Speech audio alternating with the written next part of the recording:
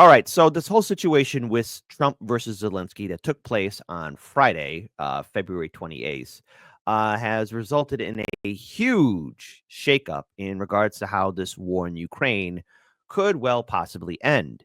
And in turn, this has caused many Americans to view this war with a raised eyebrow. And of course, the Trump administration, let's be clear, is vastly different than the Biden Harris administration.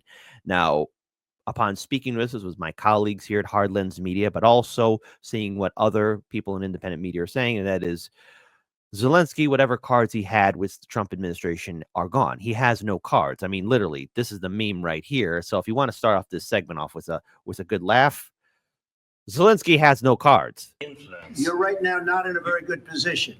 You've allowed yourself to be in a very bad position, and he happens to be right about it. From the very beginning of the war. You're not in a good position. You don't have the cards right now. With us, you start having cards. Right now, you don't. You're playing cards. You're playing cards. You're gambling with the lives of millions of people. You're gambling with World War III. You're gambling with World War III. Of course, we can't be laughing at this because, yes, the prospect of a thermonuclear war is very real. I think we've all been very concerned how this whole war will play out. Now, yes, many people have been saying that this, this fight between Donald Trump and Zelensky is a distraction, but it does raise some concerns overall in how this administration will be pushing forward with the peace deal with Vladimir Putin. Zelensky, after that meeting, did go on a world tour, speaking to the European leaders in regards to coming up with an aid package. And as it's been recently brought to my attention, now he wants to sign the mineral deal with Donald Trump after doing that whole song and dance in Europe. But just as a quick follow-up to what happened, U.S. National Security Advisor Mike Waltz has revealed how Ukrainian leader Vladimir Zelensky and his delegation reacted to being expelled from the White House following a heated confrontation with President Donald Trump and Vice President J.D. Vance. The altercation occurred during a meeting on Friday where the leaders had intended to finalize the mineral agreement between the United States and Ukraine. The discussion deteriorated when Zelensky dug in his heels and insisted that Trump should be supporting Kiev more rather than staying neutral in an attempt to mediate a deal with Moscow. In my opinion, this deal and peace must take place. This fight, this ridiculous war, has to come to an end. It's abundantly clear that billions upon billions of dollars and so many lives have been wasted on this fruitless war. Now everyone has to clean it up. Each side, in my opinion, and how I view this entire perspective, contributed to this ongoing crisis. And now a peace deal must take place. And it's very clear that, yes, this was a proxy war between the United States and Russia, and Trump has to do a peace deal. This is one of the campaign promises that he ran on. His failure to do so will be a stain on his quote-unquote legacy. If he doesn't do this peace deal, if he can't achieve this, then that means this war is going on, and it will. But don't worry, folks. Don't worry. It gets better after this. Trump accused Zelensky of being ungrateful for American support and unwilling to make necessary concessions to end the conflict, while J.D. Vance criticized him for his lack of diplomacy. In an interview with Breitbart News on Saturday, Mike Waltz said the deal maker in chief knows when to walk away from a bad deal or a bad negotiation. He recounted how he and Secretary of State Marco Rubio delivered Trump's sentiments to Zelensky's team. They were stunned. I don't know how they thought that could move forward after that kind of very public episode with the entire world watching. It was really his team, as you saw from his ambassador. She just put her head in her hands in the middle of the Oval Office that knew the gravity of what just happened. Exactly. Let's play this. What was it like in the room there with President Zelensky and his team when you guys went and delivered that message from President Trump? Well, look, to your moment on the history of it, there have been moments when the president of the United States says this isn't working for him or it's not working for America. You know, President Trump, in fact, with his engagement in Kim Jong-un in Singapore, walked out. And the deal maker in chief knows when to walk away from a bad deal or a bad negotiation. President Reagan walked out of Reykjavik when Gorbachev refused to move forward because of missile defense. But you know, President Trump, it became clear in that meeting, if you remember a moment where he said, I'm glad this is all playing out in front of the press, because what you're seeing is the other side is not interested in actually ending the war and accepting the reality of his situation and that he doesn't have very many cards. So we essentially, Secretary Rubin and I echoed that when we walked in. They were stunned. I don't know how they thought that could move forward after that kind of very public episode with the entire world watching. But it was really his team, and as you saw from his ambassador, as she just put her head in her hand in the middle of the Oval Office, that knew the gravity of what had just happened. That the American patience had run out, that this president's patience had run out, that he was personally insulted. And, to put it in kind of North Florida terms, talking to my cousins and uncles, how do you come insult someone when you're practically begging them for money and assistance? Precisely. And in turn, Zelensky was given a warning, a heads up about who and what Donald Trump is. I mean, everyone seems to be surprised at Trump's behavior. No, that's just one of his many tactics in regards to negotiating a deal. I'm not surprised by Trump's behavior. If you're surprised by Trump's behavior now, and you're Gen X or millennial, have you been living under a rock? Everybody, no matter what generation you're part of, let's include the whole country. That's just who he is. He's always been this person. And what I find fascinating is how the media wants to say, oh, can you believe he said this? Can you believe he said that? When decades ago, you had the same neoliberal establishment media saying, oh, that's just our Trump. There's nothing new about it. But that's what he's known for. And if you've been following his career through the media, he knows how to manipulate the media. He knows how to control things to make it good TV. And while that was, on the one hand, hilarious to watch, but also very concerning to watch, Zelensky was given a heads up on what he was walking into. And when you lose the Lindsey Graham cracker, that's when it's bad for you. Case in point here. I want to tell you and your people. Now, this was February 14th. You're the ally I've been hoping for all my life. Not one American has died defending Ukraine. You've taken our weapons and you've kicked their ass. And I'm very proud to have you as our ally. And I don't know if we can ever do business with Zelensky again. Now, I'll be raising the volume to this, but for the first part, February 14th, so happy to have you as an ally. Hell, when Biden was still in office, Lindsey Graham cracker himself saying, yeah, the best money we ever spent, killing Russians. Let's rewind that one more time. And for this bottom part, February 28th, I don't think we could do business with him again. Guess who gave Zelensky the heads up of what he was walking into? First name Lindsey, last name Graham. I want to tell you and your people, you're the ally I've been hoping for all my life. Not one American has died defending Ukraine. You've taken our weapons and you've kicked their ass. And I'm very proud to have you as our ally. And I don't know if we can ever do business with Zelensky again. I think most Americans saw a guy that they would not want to go in business with. The way he handled the meeting, the way he confronted the president was just over the top. So I think the relationship between Ukraine and America is important, vitally important. But can Zelensky do a deal with the United States? After what I saw, I don't know. I want to tell you. And that's what happened. However, Zelensky had his own choice of words here as well. And of course, I'm seeing everybody here in the comment section weigh in. But Zelensky says if Lindsey Graham wants him to resign, because that's one of the many things that Graham did say about Zelensky, he can move to Ukraine and become a citizen so his voice holds weight. Now, that is rather insulting to say to somebody who's been in your corner. You see, you can't bite the hand that feeds you. And unfortunately for Zelensky, I think he's learning the hard way that once the United States wants something done, or once things are over and it's no longer appetizing, once it's over, it is over. And you must move on. Now, perhaps Zelensky might resign, or somebody else might take his place. We've seen the story before. I mean, let's not act shocked. But I want to play this video here where Zelensky says, Lindsey Graham is a very good guy. I could give him citizenship of Ukraine. He will become a citizen of our country, and then his voice will gain weight. As soon as the reporter asked him, would Zelensky, him being Zelensky, resign? Has there been any communication with the administration since the Oval Office meeting? Have they reached out to you? And separately, you talked about resignation a few days ago. How are you thinking about elections? Yeah.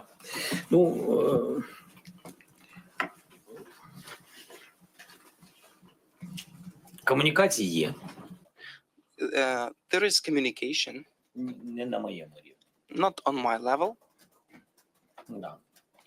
Yes. А що стосується As regards піти з посади, my resignation, якщо мене міняти, if отак я можу просто дати, if I'm to be changed, and I'll hear, how can I put що it, зараз відбувається з підтримкою, міняти мене with what's просто happening це буде непросто. with the support to change Тобто, me, it will мало not be просто провести easy, вибори.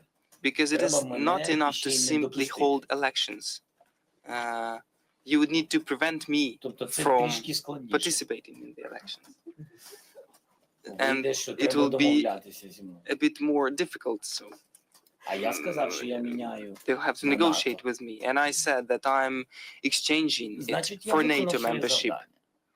And then it means that I fulfilled Що my є mission. НАТО і війна The NATO deal's not happening. That's not happening. All right. It is not going to happen. And with the behavior that took place in the White House, whatever opinion you feel about it, at the end of the day, Trump is not Biden. And while there have been rumors of Biden getting upset at Zelensky, remember, this is the same Joe Biden whose brain wasn't functioning, who was really controlling that deal and conversations between Biden and Zelensky. Remember, it was all of that was kind of behind closed doors. And as soon as the cameras, the bright lights, the microphones, and the cameras were turned on, it was all smiles and sunshines, handshakes, and high fives. But Zelensky is shook up here because he realized that he lost the big billion-dollar, trillion-dollar bag of the United States, because going to Europe right now, and Europe trying to do this aid package, instigating things right here, this is going to put Zelensky in a very odd spot here. And of course, I had this conversation with a few other people who are involved in independent media, especially in regards towards, you guessed it, Ukraine. These European leaders are not taking into account how their own citizens feel. The citizens of France, Britain, Germany, Spain, all over Europe. Because as this war continues on, and it's very clear that it's very costly, and there is a threat of it escalating to the point of no return, because it'll lead us to the sequel we've all been dreading for, WW3, Zelensky's in between a rock and a hard place, and he's lost a key ally. And Trump isn't going to let him forget this. He could change the deal at any point in time. закінчилась, значить я виконав свою місію. There is NATO. Хоча, якщо чесно, It means це I've виглядає, fulfilled my mission. Although, honestly, люди, не будемо казати їх посади, скажімо так, громадяни it looks інших like the people, and I'll not be calling their posts, naming their posts, but the citizens of other countries are telling Ukrainians which president they should have, especially if By the way, all red. You do realize that Sean Penn is never going to get his Oscar back, right? I'm only laughing because I found that whole entire ordeal, that little handoff of the Oscar to Zelensky. I mean, that was pure gold, literally. It's kind of funny. It literally is. these people occupy виглядає official posts, неконструктивно it seems і to me недемократично. a bit undemocratic and про unconstructive. цінності. We are speaking about the виглядає не дуже values, демократично. and it definitely Хоча я looks відверто not кажу, може very це вихід для democratic. всіх, і для Путіна, і для Although всіх. I'm openly saying maybe it is a solution for Putin, for everybody. If I'm not that flexible as they say, I'm exchanging it for NATO. can I just ask, you alluded to citizens of other nations. I mean, since the incident, Senator Lindsey Graham said that perhaps you should consider resigning. Speaker Mike Johnson today said that maybe you should consider resigning. Is your attitude it's not their business?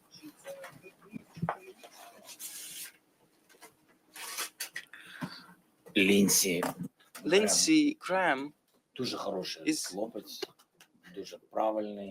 Choose your words carefully about Lindsey Graham. That was your best friend. That was your buddy, your pal.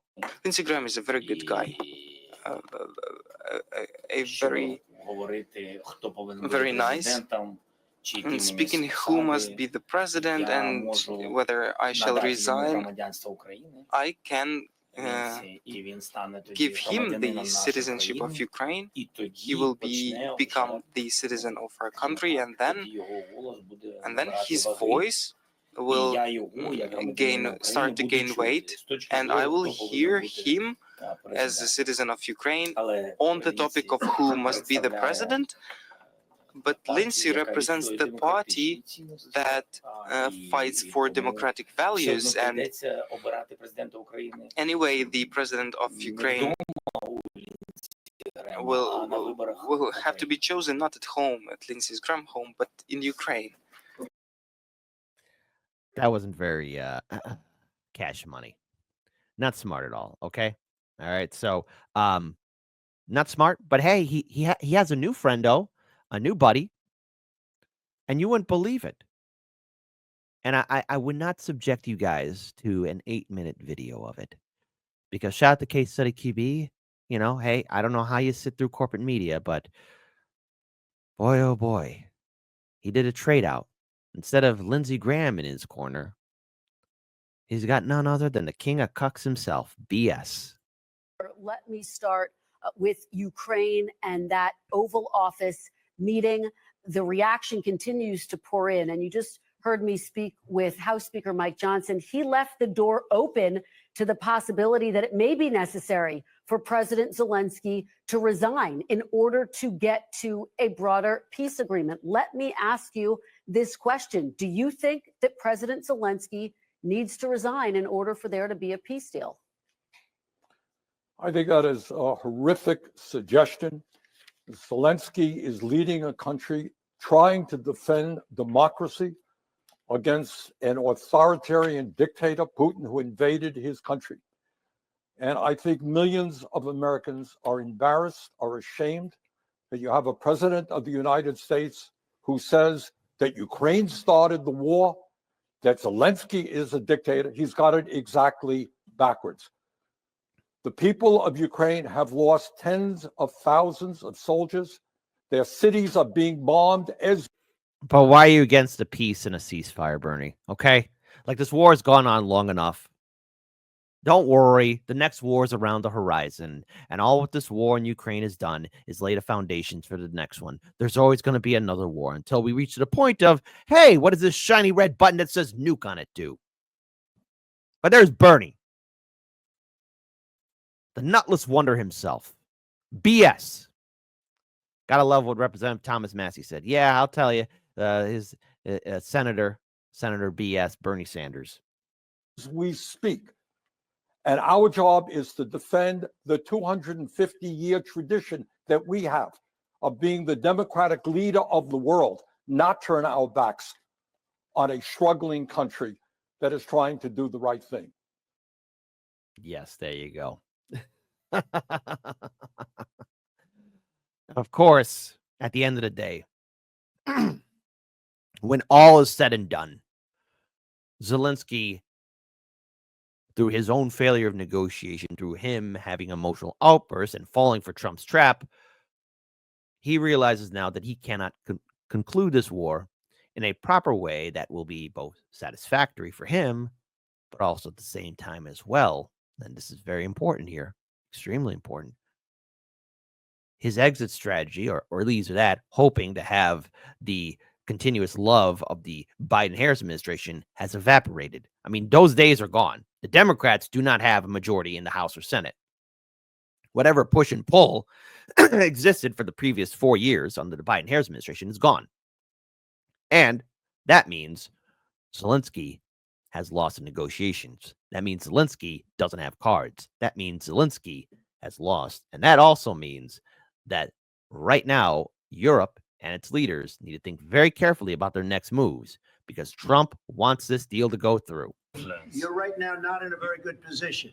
You've allowed yourself to be in a very bad position, and he happens to be right about it. From the very beginning of the war. You're not in a good position. You don't have the cards right now. With us, you start having cards. Right now, you don't. You're playing cards. You're playing cards. You're gambling with the lives of millions of people. You're gambling with World War III. You're gambling with World War III. And no one wants World War III. Nobody wants it at all, period. At all. I could say this over the weekend.